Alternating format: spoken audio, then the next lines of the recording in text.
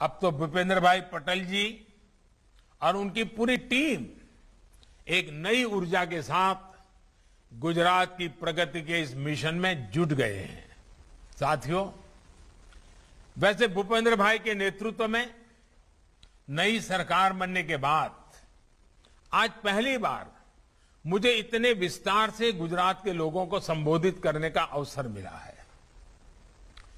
एक साथी कार्यकर्ता के रूप में भूपेंद्र भाई से मेरा परिचय 25 वर्ष से भी ज्यादा का है।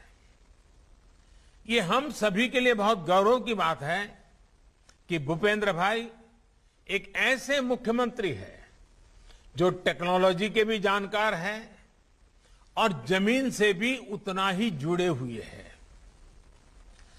अलग अलग स्तर पर काम करने का उनका अनुभव गुजरात के विकास में बहुत काम आने वाला है। कभी एक छोटी सी म्युनिसिपैलिटी नगर पालिका के सदस्य, फिर नगर पालिका के अध्यक्ष, फिर अहमदाबाद महानगर के कॉरपोरेटर, फिर अहमदाबाद महानगर पालिका की स्टैंडिंग कमेटी के चेयरमैन, फिर औड़ा जैसी प्रतिष्ठित संस्थान के चेयरमैन, करीब करीब 25 वर्षों तक अखंड रूप से उन्होंने ग्रास रूट शासन प्रशासन को देखा है, परखा है, उसका नेतृत्व किया है। मुझे खुशी है कि आज ऐसे अनुभवी व्यक्ति गुजरात की विकास यात्रा को तेज गति से आगे बढ़ाने के लिए गुजरात का नेतृत्व कर रहे हैं।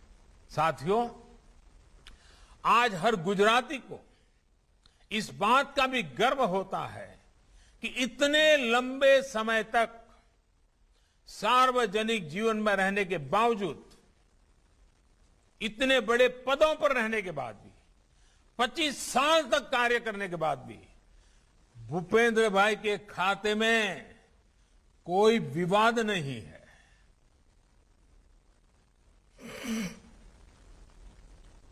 भूपेंद्र भाई बहुत ही कम बोलते हैं, लेकिन कार्य में कभी कोई कमी नहीं आने देते।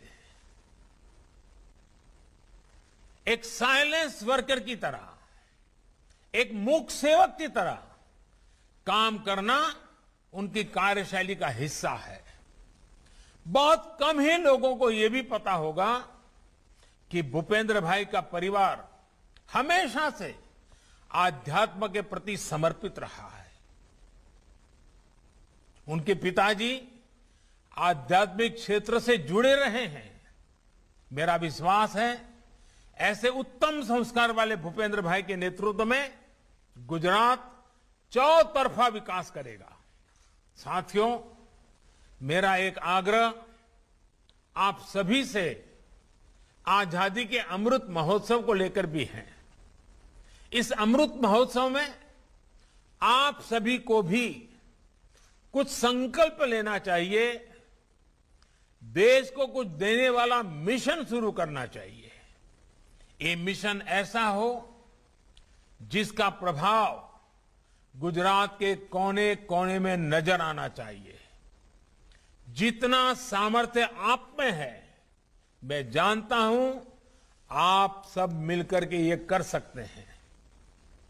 हमारी नई पीढ़ी देश के लिए, समाज के लिए जीना सीखे, इसकी प्रेरणा भी आपके प्रयासों का अहम हिस्सा होनी चाहिए।